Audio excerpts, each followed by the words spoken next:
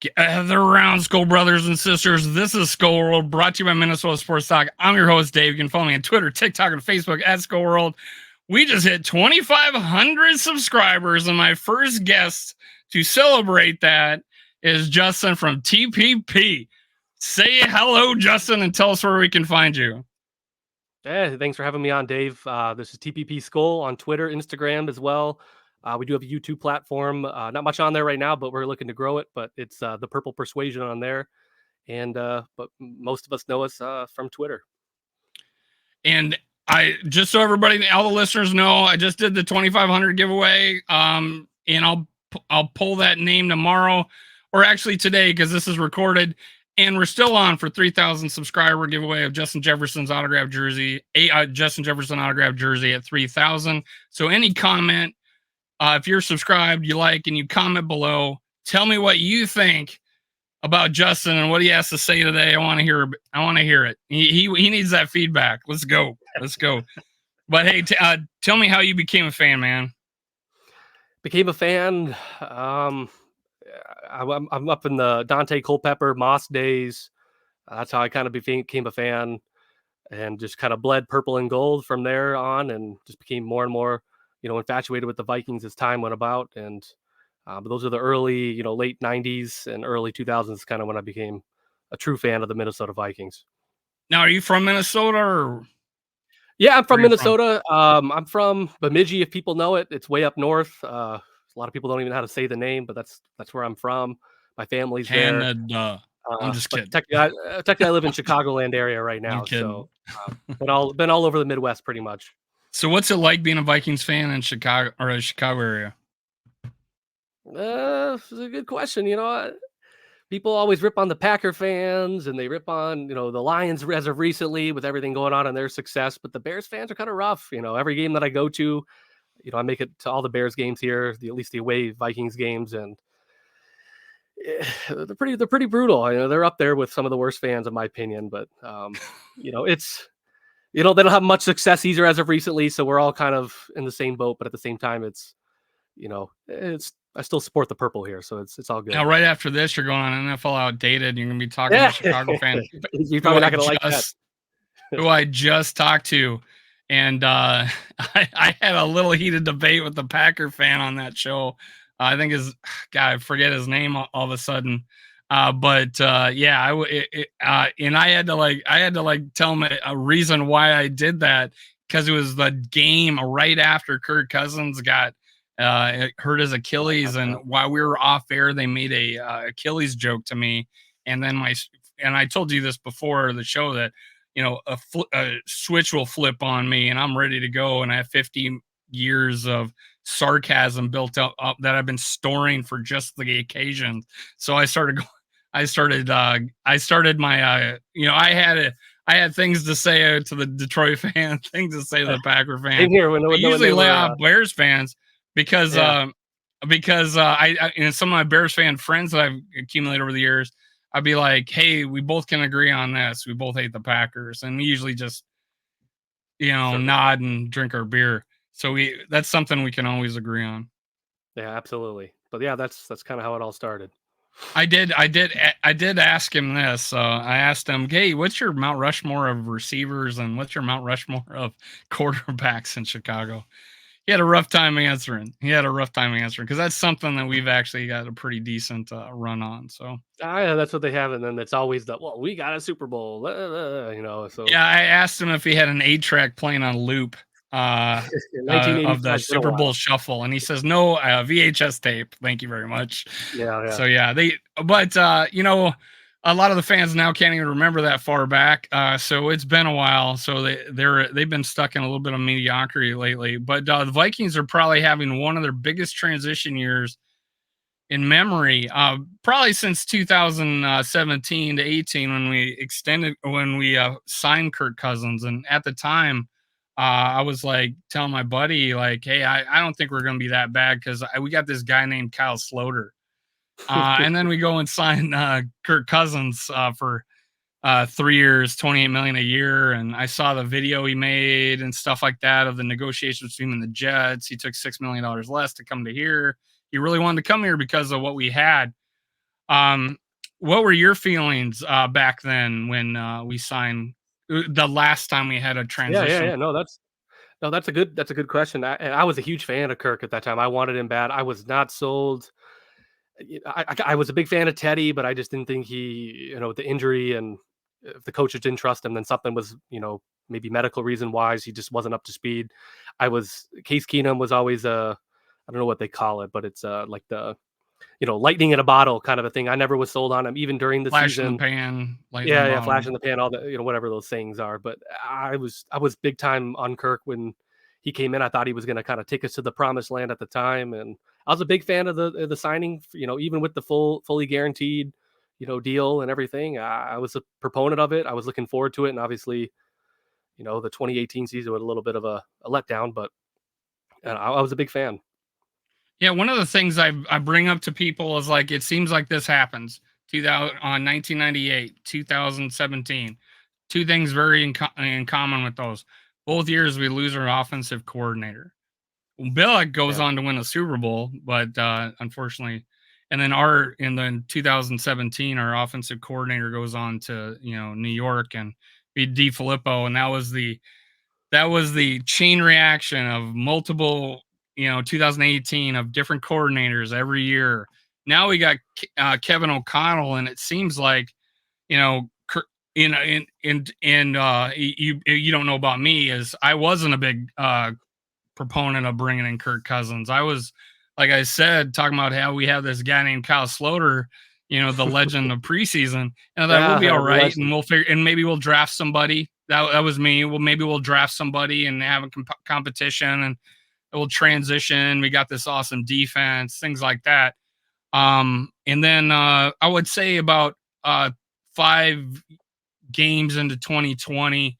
I started to see hints 2019 because of the playoff game, and then about 5 games into 2020, I think he's played pretty dang good ever since. And honestly, it's kind of capped off at the 2022 and 2023 season where we've had finally a consistent offensive presence in the coaching side of things that I think in the and with you see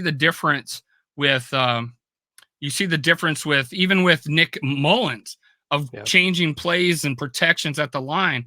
My biggest complaint the previous years of Kirk Cousins. So I just felt like there is a difference now. It seems like yeah, there is a difference on the offensive side of the ball, and there's more leeway to the quarterback. And I thought there was a big change of 2022 to 2023 because I started to see Kirk changing stuff and calling out things and people shifting. I'm like, I thought there was a big difference. Do you feel like Kwesi brought something different when he took over? as like a quarterback role Not or like just Kwesi. as a I team in meant Kevin general. O'Connell. I meant Kevin Oh, O'Connell. oh, okay, yeah, I think he did. I think he's a good quarterback like coach. He was a quarterback back in the day for the Patriots, and made his way onto several other teams. But he knows what it takes to be a high level quarterback in the league. So I just trust him with whatever quarterback he decides to choose. If it's Kirk, if it's a rookie, if it's he wants to go a bridge for a year, I do trust that Kevin O'Connell is gonna really coach them up. But I do believe that was a big shift at the time. The Zimmer there's rumors, there's some sub reports of everything from Mike Zimmer era of how he never talked to Kirk and he never wanted him, and it was more Rick Spielman that did everything. So are those true? Who knows? One of the things Who knows? But one of the reasons why I want to get Kyle Sloter on here, and hopefully I can. We're in talks, and I can't wait. Hopefully that happens. But one of the things I seen on an interview is that Rick Spielman brought him back for one game as an FU to Zimmer. In the and he says that live on camera that yeah, as Spielman brought me on one last game as an FU. He says Zimmer hated him. He hated Kyle Sloter said this. So I want when he comes on, I'm going to ask him was Teddy Bridgewater the only quarterback you liked? Even in 2017, Casey Keenum, he brought Sam Bradford back. He was just a shell of himself. And then yeah. he had to put Keenum in there to finish the Bears game, and he ended up winning, thank God. But yeah, it was like, is the only guy quarterback Zimmer liked was that Teddy Bridgewater. But now he's going to be I head was at that coaching game. down here. Bradford took that safety in deep in the Bears zone. I remember that game very It vividly. was he couldn't even That was move. brutal. It was Yeah. and I was so optimistic when we got him in 2016. We started out like 5-0, ended up 8-8. He was NFC Player of the Week too, beating the Saints, with all the rivalry we Oh, got in the there. first That game was of the year, huge. yeah, it was Yeah, an and then week 2 amazing it game, is right? and then Like we're on a that's a roll whole other here. We're gonna story. win. We got something here, Yeah, right? But then Casey Keenum took it over. Unfortunately, Dalvin Cook, he got hurt 4 games into the season, right? yeah, So he was leading the league in rushing and gets hurt, and yeah, Lions uh, game, I think. yeah, it was unfortunate. And then he only got like 600 yards rushing the next year, and then obviously he was fully healthy the most of the rest of his career. Yeah. Um, Speaking of the running game, that has still been a problem. And I've asked people before, is it the line, is it the running backs, or is it Kevin O'Connell? I think it's a combination of a few things. I think Kevin O'Connell's scheme just isn't like he's a pass first, coach. He wants to, if he could throw the ball 70-80% of the time a game, he'd absolutely do it. But that's not, sustainable in a lot of ways. So I think it's, the O line improved a lot this year. I think in years past, I think that's somewhere you could, point blame towards. I'm not super sold on Ty Chandler as a full time lead back. I think he's better than Madison. I'm not super sold on Madison at all, but Kevin O'Connell likes him, and I think he kind of overplayed him a little bit. And then towards the end of the year, I think he started to realize that we needed to mix it up a little bit. I think it's a combination of a lot of things. I think it's blocking. I think it's play calling, and you got to use the running back's attributes to get out. What are they good? Are they up the field? Are they on the outside? And I just think he just, that was maybe a gap that he had that I think he could improve on this upcoming year. So we'll kind of see what adjustments that he makes. I bring this up all the time to people. Why someone complains, like, and it's usually like Lewis Sane or it's Andrew Yeah, Jr. and they don't see the field kind of thing. And I'm like, it's not that they're bad. It's not necessarily that. It's if they're comfortable with them. And then Kevin O'Connell was asked something about Pete Bursage. Yeah, he doesn't pull any punches a lot. And Pete Bursage says, it it's something like this year you kind of struggled towards the end of the year and you're sort of losing players and you had to play players you don't like. And that's kind of a bad word. yeah, You're not coach is not going to say you don't like them. So Kevin O'Connell, it's more like we made me not comfortable with them in that position because they have, so that is a lot of the case. And I feel like maybe he wasn't comfortable with Ty Chandler taking over a bigger role. And that was my biggest complaint about Kevin O'Connell. And I'm a big Kevin O'Connell guy. I don't think same we here. made a mistake. I don't, I this whole, he needs to get fired stuff that was happened this past year was completely crap. He held this team together with like freaking duct tape. Glue. If I could say it that way. Yeah, But my biggest complaint is that he is like a Ty Chandler, getting more playing time. That he's super loyal, which is good. But then we've seen years in the past where Diggs didn't dress until like the third week of the season. Justin Jefferson didn't start until week 3. Adrian Peterson didn't start the first couple games of the season. He yeah, was sharing half the load, and we finished the season 8-8. I'm like, come on, if you see a player that's that good, and you got him, you need to play him. yeah, And I feel that way. Jordan Addison, like, why was he getting 17 snaps in a game? I was flipping furious. And one of the yeah. things I felt is that, and I know it's because of what he said, is that we don't feel that comfortable. Do you feel like that? Then we may not feel comfortable with them in that role yet. And do you feel like it's that, or do you feel like he's just too conservative with playing younger players? I don't. I think that was kind of more into the Zimmer years, and the Zimmer with Diggs, and Zimmer with Jefferson. I think it's all under that kind of feel. I really think that they really didn't like Ty Chandler's run blocking or pass blocking Pass skills. blocking, yeah. Yeah, and so I think that was a major concern. It is valid if you look up some of his PFF grades. He did have a couple games where he did thrive, but he would whiff on some key blocks, and then boom, I think Mullins is his taking a last big couple hit. games, I noticed that. I Yeah, was a big like and I agree with you're him. I was like, "You're blowing this out of proportion," and then I saw the Yeah, last couple games, yeah, and and that's a fact. So I think that was his most hesitant. I mean, he's spoken very highly of Ty Chandler, like even when he was drafted, then the offseason, even last offseason he was. And I think he wanted to give him some run, but he's smaller build, and I just think the pass blocking in Kevin O'Connell's scheme, which is pass first and not run first. I think that's what was kind of hindering him from starting more, um, and whatnot. which might be solved by a Cam Akers, which we were thinking, play him more until he got Oh yeah, hurt, and he's coming back from Achilles. But a Cam Akers is a great pass blocker. I've seen him just stone cold people coming in, and oh he yeah. he can do it all. I think. Yeah, he had that big Wi- block, Dobbs, the Atlanta Falcons game. He, like, Yeah, laid somebody out, and Dobbs r almost got in for the touchdown, or it was a big first down. I don't remember what it was, but, I think he had a lot it of was a guts to him, first and I down. I I like remember him. that it was because it was like a 4th and 18. I Yeah, think it it was the was. 4th and 18 play. Yeah, that's what it was. Yeah, that was big. Yeah. So, is that a guy we can bring back?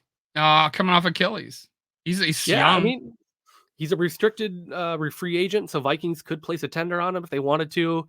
I think he was drafted early 2nd round from the Rams, so I don't remember the numbers off the top of my head, but it'd probably be like a 6 mil contract, for 1 year. Might be a little bit too high for the Vikings, but at the same time, I don't know if they're gonna, he's coming off his second Achilles tear, so on his other foot, I kind of lean towards the Vikings moving on from him. But if they could take a flyer on him again, why not? I think Paul Allen interviewed. It was either KOC or Kwesi. I forget, but they talked about liking the running back room, but are open to finding something in Yeah, free agency. Did you see those interviews? yeah, yeah. I saw the interview. Yeah, Yeah. Do you feel like a couple of my shows and myself even has said, we could solve a lot of problems and, might be a Saquon Barkley. I even said, guy, what's his name from Tennessee? But just having that guy that can create, uh, break a tackle, Dalvin help Cook. Yeah, out the running backs.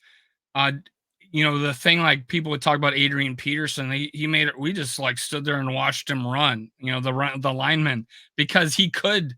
He was just so explosive. Do you feel like bringing a guy like those that are in free agency that might be a little high dollar, but yeah. running back salaries are down? Could we bring in a guy to solve a lot of problems like that? No, that's a good question. I mean, I think we should. I mean, like I said just a little bit ago, I'm not real sold on our current running back room. I don't, it depends what happens with Kirk and what happens with Daniil and Jefferson and how they're going to stagger the money and how much they can afford. I mean, Saquon, I think he's an absolute beast, and I think he'd be a great fit here. But he's going to be, a little higher, a little more expensive. Dalvin Cook's also a free agent again. You have, some other second tier guys like David Singletary and some of those type of kind of runners. I think they're gonna bring somebody in. I don't know if it's gonna be the top guy, but I'd be a big fan. I'd support it if they did. I think that'd be a great fit. And honestly, if you got the receivers that we do, and if TJ Hawkinson comes back healthy, probably mid October or whatever, you have a running back and a running game now, and you've moved on and you've switched to a rookie, quarterback. Or I'm not a Yeah, big fan of the bridge quarterback idea, but yeah. bringing in You got to start them all. a bring bring in the rookie quarterback. And who knows? Again, you got to be comfortable. Maybe he's not ready, and you got to play Nick Mullins. But that is just another thing that helps the offense, makes it easier for that Oh yeah, quarterback. And I know and one of the things is, play action. Kirk Cousins is, even Tom Brady says there's a guy in Minnesota that's the best at it. You like JJ McCarthy, it seems, or is that Nick that who am I talking to when it's no, about no. JJ McCarthy? We're both big JJ McCarthy fans. Big. Okay, you'll Realistically, I find mean, I don't know if we're gonna get to that top three. I hope we could get up that high. I like all the top four cute quarterbacks. I mean, Williams is probably not going to happen given that we're not going to get to the first and the Bears aren't going to sell it to us. But I like all of those top three, but McCarthy I think is a realistic get that the Vikings could get that I think would be an excellent fit with Kevin O'Connell and his scheme. So bringing in that running back would be just a guy that would just, oh my God, would fit Oh yeah, well with a guy who relied a lot on the run this past year out of yeah. just because that's their identity. But that's going to help, something like that's going to help a young quarterback for sure. I mean, yeah, you got to Deep. think. Oh, no, go ahead, go ahead. No, go ahead, man. I was just gonna say, I mean, with Kevin O'Connell's scheme and pass first offense, and then when you want to hand it off to Ty Chandler or hand it off to Madison with the play action, because play action's big, and I just don't think Doesn't defenses are scare gonna anybody. flinch for those type of players. So if they were able to land a top running back that could actually get the defense just to bite for a half a second, and hit that play action, that's going to be big. Now, a lot of us didn't think we were going to be bringing back Brian Flores. Yeah, like he was going to get a head coaching job if he did, Yep. if he turned this defense around. You could say he did, but when at the end of the season, I was saying that the way the season ended, it looks really good that we're keeping him. And honestly, to give him the opportunity again, but now with weapons that he's helped draft, that he gets a say in, a free Yeah. agents he gets a say in. Miami's gonna get fleeced with players that were pretty good defenders that possibly could come our way. How important was that, man? That Yeah, I think Brian Flores is still our D coordinator. yeah, I think a big fan of Flores. I mean, I think he did wonderful job with what we had talent wise on the defense, and we got some bigger stars, but there's a pretty wide gap in the league with what we have compared to other defenses, and for how well he performed up until kind of late in the season when things started to break down and our offense was kind of a mess. He kept us afloat for a lot of it and won us a lot of games, even though we didn't get to the playoffs or anything like that. Without Flores and his nature and how he brought out a lot in some of the players that, hadn't performed in years past, like Metellus and Bynum, and he was one of the big players for Ivan Pace Jr. and bringing him onto the squad. So I think he's a home run hit, and I'm glad he's still on our team. And, if he ever wants to leave and gets an opportunity to go coaching, best wishes to him. But I'm happy he's here to stay and for another year or more. So, that's a big Yeah. win. Now, one of the things you brought up was I think you said Daniil Hunter, and obviously he is a free agent.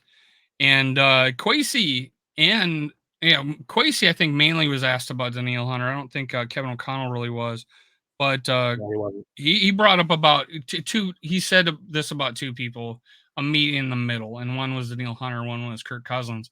Um, it looks to me like that is someone they want back, and honestly, I believe he was one of the guys that came up to Kwesi and says, "Don't trade anybody. We want to make a run at this." Yeah. And Kwesi took that in consideration and did not sell. The only guy he sold off was Cleveland, and that's because we had Dalton Reisner. Yep. Yep. It's almost like that should be in the back of his mind, negotiating that I kept you, I didn't trade you. Let's work something out. Do you feel like Daniil's gone, or do you feel like there's a good chance that he could stay? I get this, and you say this a lot. You say, and I'm gonna bring this up. You say this a lot in a Yep. lot of your posts. Is like Kwesi is only gonna do the deal if it makes sense, or only gonna deal if it's the right number. Of course, it's almost like water is wet news. Yeah. Yeah. He's not gonna give him $100 million a year, right? No, he's not. Yeah. That is too high. Maybe and 30 million too high, right? But it looks like we really want him back, Yep. and if we're gonna make a run at it, in all the moves so far since Kwesi's been here, bringing in Murphy, bringing in Davenport. Davenport was the number one edge rusher in the free agency last year. Murphy was the 5th overall. We were negative 20 million in cap space when going into that free agency, and none of us Yep. thought we were going to get shit. And we swear on my channel, by the way. You can, it's allowed. Yeah. I make the rules, but he has moved to try to win in that competitive rebuild thing. And he's in year 3 of his competitive rebuild plan. he's still wanting to be competitive. Daniil Hunter would be a competitive move, and he's still Yeah. in his prime. Where do you think we are with him? No, I mean, I hope we bring Daniil back. I think he's a good fit for, I think Brian Flores unlocked his best season of his career, and we were talking about a huge switch from a 4-3 to a 3-4. I mean, a lot of defensive players don't, especially on the D line. That's not a fit for them. So, I think he proved that he fits.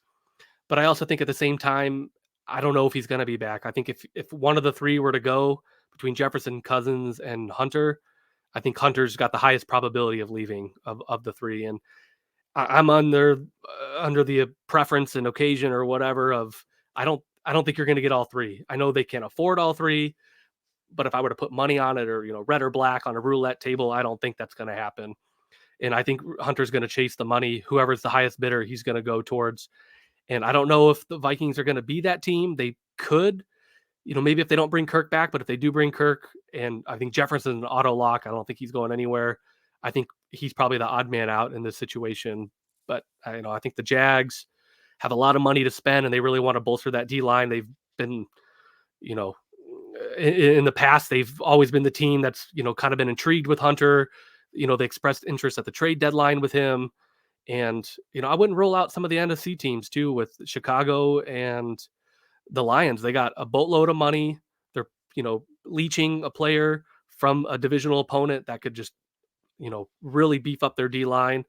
So I think those three teams are probably the ones that would be the top ones. I think the Jags are probably the favorite if I were to put money on it, and I don't think he's going to be back, but I hope I'm I wrong. think I And remember it's great him to have him. wanting to be a Viking for life. Didn't he say that at one Yeah, he time? did. He did. But what are Well, they I'm going to not say saying on that the? you're not what you're saying is incorrect. I Yeah, mean, obviously, everything's possible, right? But gosh, man, you hear the way he talks, yeah, he's taken team friendly deals. They tried to treat him right here with Kwesi. The way our organization is, the A+ apparently Kevin O'Connell got as the head coach. yeah, Right? yeah. Because we're grading coaches now. Apparently, the players are ruling the roost, and if they can give you an F, I guess, Yeah. uh, and The tell F's you are how winning you, Super Bowls, so I don't know. yeah, it's not winning Super Bowls, but yeah, I still feel like there's a chance, right? So there's still a I chance, think there's a but chance too. There's definitely a chance. it would mean a lot, because you're. And one of the things is Harrison Smith. If we post June date cut him, we save 15 million on the cap. He is not a $15 million player at this time No. point in his life. He's my favorite player. Yeah, he's awesome. Now that Thielen left, and I'm like, now I'm a Harrison Smith, and if he goes, I'm probably Justin Jefferson is my favorite player. So I got kind of a younger player and in the weeds waiting to for me. But yeah, I just think I if we you throw that on to the 37.9 million we got, man, and then we rework a couple of contracts. I mean, even before this extra 13 million, I saw someone work it to where we'd get 60, Yeah. and starting out with 24 million, and now we got an extra 13. It's like, well, that would mean we could have 70, 75. I'm like, that, in my last one of my last shows I did with School State of Mind, D Woods, he's like, we can make a run, and that was the thought. And when I look at it, I'm like, yeah, if Kirk Cousins is back and Daniil's back, Justin Jefferson's still obviously in the fold, TJ Hawkinson ends up being healthy in October, well, we got 9 draft picks. And I'm even thinking drafting quarterback. I'm not, and I think we had a little discussion about this. I think, where, oh yeah, it was when I was asking what question I wanted to ask you, but there is there is ammunition there and free agency and cap space that we haven't seen in years available to us. The biggest complaint was Kirk took up too much of the cap. We can't, nobody wins a Super Bowl at 13.5% of the cap. I heard that over and over, watching a particular YouTube show over and over. And now it's a different world out there. And caps in 2 years, the cap's going to be 300 million. So there is room to put together a team and make a run. And we beat a San Francisco. We saw the Eagles falter. We saw Dallas falter. The two teams that advanced are the Packers and the Lions, who we almost Yeah. beat the Lions with freaking Nick Mullins. I'm just Yeah. like the NFC's there for the taking. If we stay healthy, we can make a run at it. I tell people we don't have to beat Kansas City on the way to the Super Bowl. We meet them in the Super Bowl. We got to worry about what can we beat the NFC teams. So, Yeah. and that's the way I look at it. Now, talking to you about the quarterback situation. Even if we keep Kirk Cousins, I want to draft a quarterback. I want to draft quarterback every year, and hopefully we Yeah. Until you hit find your uh, Mahomes. a t- Yeah. hopefully we hit a Tom Brady or a Brock Purdy or even in a first round Patrick Mahomes. So in this case, a JJ McCarthy. So, or Jesus, if you can get, I'm a big fan of Jordan Daniels, or Jaden Daniels. Sorry, I keep calling him Jordan, but I think even if, and this is the way I look at it. I know there was talk about, hey, it doesn't make sense to draft a quarterback and waste two of his years and a third with dead cap hit of Kirk Cousins. And my thought process is, if we're drafting a quarterback and only think his first 3 years are his value, then we're drafting the wrong quarterback, because Patrick Mahomes won 2 Super Bowls past his rookie contract. So how do you feel about if either way, Kirk Cousins comes, we drafting a quarterback, or Kirk Cousins is gone, we're drafting a quarterback? What's your thought process either way? Yeah, that's a good question. You know, if you want to go my preference, I think this is the time to move on from Kirk. I love Kirk, but at the same time, I don't think we're going to be drafting this high with Kirk. You're getting nowhere near the 11th spot. You're in the 20s, high 20s, or mid 20s at least.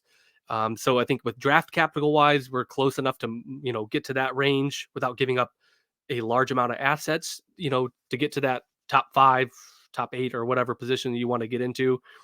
But at the same time, his Achilles is an issue in my opinion. A lot of players come back, but he's also 30 or 35, going to be 36. Is it a guarantee that his other Achilles doesn't go? Can he stay healthy for a full season? He's proven that in his career that he can, but I think people shake it off like it's just, oh, the Achilles injury and he's got surgery and it's common that he's back in 9 months and, life moves on and he's perfectly fine. He very well could be, but I don't know. You got to weigh that into the contractual, aspect of it. But if they do go with a rookie, I want them to go all in on a rookie, get their guy, whether it's McCarthy, is it Drake May, is it Jaden Daniels, go up and get your guy and spend whatever capital it takes. Because in the end, if it doesn't work out, they're all going to be gone. Or if it does work out, nobody's going to give a crap about, how much capital they gave up, like Allen or Josh Allen or Mahomes, for example. And if it doesn't work out, then, we have a new regime coming in. But if they do commit to Kirk, I want them to commit to Kirk. I don't want them to draft another quarterback because I think that's just straddling the line of 1 foot in, 1 foot out. So I think it's either you commit to Kirk and you load up on defense, you get a defensive game-changing tackle, or you get a top cornerback if they feel that's where the need is, or is it a defensive end?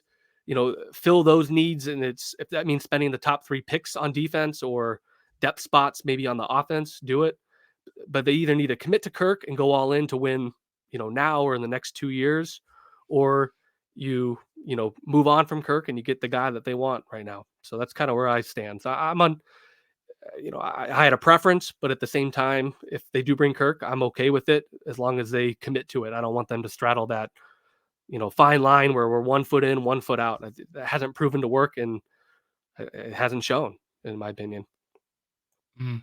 Yeah, I mean, I guess the one argument you can make is the Packers winning 3 NFC or going to 3 NFC titles in a row, losing, but now have Jordan Love in year 4. But Super Bowls are wins. that's Playoff wins don't mean anything to me. It's either win a Super Bowl or we're the same as the other 31 teams. So I probably have um a thought process is that you gotta win to get there, right? You gotta get to the NFC title game to get to the Super Bowl. Yeah, for You sure, just for sure. you probably shouldn't get a punt blocked. All right. So, Yeah, yeah, yeah. Might otherwise, you're save you a little probably bit. in the Super Bowl. So Yeah. I think getting there gives you the opportunity, much like '87 when we beat. It's like my favorite thing that I run into, and you can comment if you want, is regular season games don't matter. Well, you got to win regular season to get to Yeah, you get to let's the say playoffs, and you got to advance in the playoffs to get to the Super Bowl. '87, we were 8-7. Oh man, we ruined our draft status. We ruined our draft I'm status. not into We're it. gonna You draft try as hard as you crappy. can. Yeah. Yeah, but we're 8-7, and we destroy the Saints at our 12-3 because it was a 15 game season because of the strike, and our three Yep. scab games we lost. And then we beat San Francisco's doors off, and we have Steve Young's got to take over for Joe Montana at halftime, Hmm. and then we are 1 yard from making tying the game up against the Redskins, and I guess Darren Nelson drops the ball. I mean, it we to look back at that as a Vikings fan and say, yeah, we should have just tanked because it didn't matter. You know what I'm saying? I would not have I'm not that a fan of memory. that. That I combo is wouldn't have stupid. that memory of '98 because we didn't win the Super Bowl. It don't matter. We have a fond memory of '98. 2017, we have a fond memory of that. 2009, we have a fond memory of that. But yeah, it's for me. Uh, it's either Super Bowl or I forget everything that's ever happened. It's I don't feel that way, yeah. So that's my side of it. No, I can respect it and see it. I just from my side, it's especially with how the capital we have this year. We have a first, we have a second, we have no third. So, we do have some lower round picks that maybe we could, two Yeah, fourths that like we we can got move two up with. fourths and I think two Yeah, fifths or something like so that. there's moves that could be made, but if you're committing to Kirk, I'd like them to spend those first two picks, first round and second round on a top defensive tackle, an outside linebacker, depending on if Hunter comes back. If he's gone, we lose Wanham too, who may not even start this season, could be on the pup list too with Hawkinson. Your defense is a problem too. There's a lot of holes on the defense. So Well, and the other aspect of that over the years is I we didn't need Randy Moss. We had Chris Carter and Jake Reed. We didn't need Adrian Peterson. We had a yeah, you 1200-yard rusher. We could have didn't said the need same thing about Addison Darisaw. too last year. We didn't need Darisaw. We had a left and right tackle. We had Mhm. Cleveland. We drafted him to be our tackle. We didn't need him. When we Yeah, see it, and I think Kwesi, I think Spielman. If you see the player that's special, don't pass them up, yeah, even if that's a quarterback. And that's where I'm at. I get it. I would not die if we tried to bolster that defense, or yeah. even got if Marvin Harrison Jr. was somehow available to us. Like, take him, take him. I'm like, Yeah, do it. that's gonna stir some things up, though. That's a bold move if they did that. Right, but I think he's can't miss. So if there's a special guy there, Yeah, don't pass him up, man. That's the way I feel. Even if it's quarterback and we got one. I guess to end this, um, I think um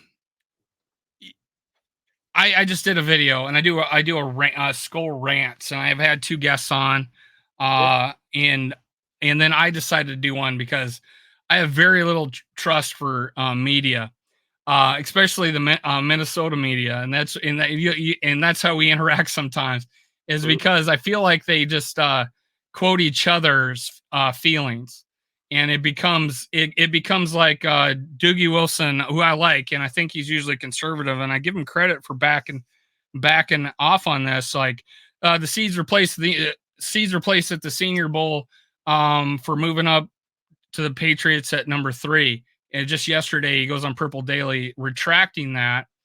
But that got 583,000 views off of ML football, and got shared by and retweeted. And so probably millions of people read that. And then he has to retract it on a YouTube show that only 6,000 people are going to watch. So sometimes the Yeah. and it could be possible.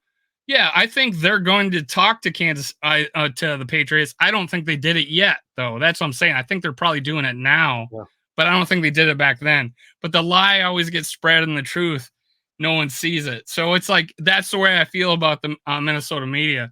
Now, recently, both KOC and Kwesi got up on the podium and and even they talked to Paul Allen the next just today, in fact, or yesterday, I forget when it was. I don't know if I was watching a recording or something that just happened today, and they Kevin O'Connell told Paul Allen, and he raves about him on stage, and then Kirk Cousins on stage, and then Paul Allen, he tells him that I am talking to Kirk Cousins weekly like it's a normal season and he's coming back.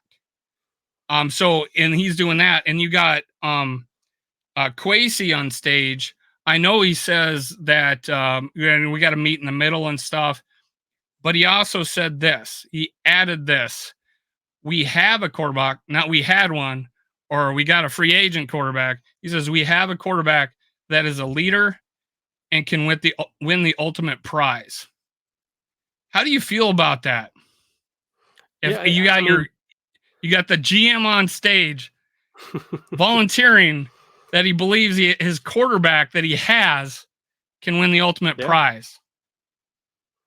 Yeah, I mean, I don't think it's anything new. I mean, Kwesi and Kevin O'Connell have raved about Kirk Cousins from day one. They've doubled down on it, they've tripled down on it, and even in the pressers that they had yesterday, both of them, and even Kevin was on with PA yesterday, and Kwesi he had today on that I got to listen back to, and they both love Kirk. I think that's not like a question of whether they want to bring him back or not. They definitely do.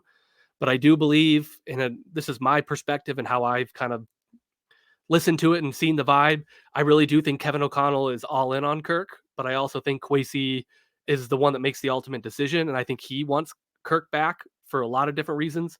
But I think there's a certain number that will not be passed. And that is the number that is either Kirk, you're going to take this or you're not going to take it. So Yeah, one I of the think things he says meet that's in the kind of how I middle. feel That could about it. well, one of the things it's like we'll meet in the middle. There's a middle, Yeah. right? There's not a dead set. I don't think we're if you're looking at a quarterback that you think can win the ultimate prize, that you're going to haggle over $50,000 or $100,000, even No, we're talking $500,000. It would have to be like an not that astronomical little. gap, right? We're talking It'd have probably to be an 5-10 million. astronomical. Yeah. What? We're probably talking like 5-10 million. We're not talking Right. thousands in this. Yeah. Yeah. Right. Right. And we'll end on this. You were Kwesi, and this is a quote off one of your tweets you posted. I Sure. think probably go right down to the deadline. I hope it doesn't. I don't like hoping, but as I've learned in this league, deadlines do just get kind of get people to tighten up, I guess, and come to that final agreement. Yep. It just seems like they want to come to this agreement, and he's saying that, and I'm like, I think a lot of people out there think that there's people out there that and it's usually in the media that we're moving on from Kirk, we're moving on from Kirk, and I'm just not Yep. hearing that from these guys, and they No, I haven't don't think they do. they haven't they haven't proven me wrong yet. They haven't Yeah. lied to me yet, like Spielman with We're Percy not gonna trade Harvin. Diggs. Yeah. They haven't done that to me Yeah. yet. So I'm going to believe these guys the way they're talking to Justin Jefferson, Alexander Madison. Hell, freaking, we had this. I'll probably bring it up after the show before you leave me. We had you had our safety. We thought I cut him on one of my tweets. And he's came out against Alex Boone saying, "Hey, why are you speaking for us?" type of thing. Yeah. So there, I'm hearing from the players, I'm hearing from the GM, I'm hearing from the coach, and it all is like, hey, this is what we want. That the agreement can still get done, and that's what I was looking at. But hey, it's been great having you on, man. Before we leave, tell us again where we can find you. Yeah. Thank you, Dave. Appreciate you having me on your show. You can find Mick and I at TPP Skull on Instagram, Twitter. That's kind of our main platform right now, and also on YouTube. You can find us at The Purple Persuasion. Now, if you guys are Twitter followers, then you'll probably notice this, that Twitter and YouTube and Instagram don't always mix. Not everybody's on everything. Oh, yeah, And I noticed a lot for of my sure. followers are not on Twitter and vice versa. So it's like, do yourself a favor if you want to know where everything that's coming out about the Minnesota Vikings. These guys, Justin and Nick, both put out everything about the Minnesota Vikings. Yeah, Everything. everything. If you want to, you see a story, a quote, a video. These guys, I don't think, have another job and literally post all day about the Minnesota Vikings. So hey, was glad to have you on, man. Can't wait to bring you on again. Skull Absolutely. Vikes.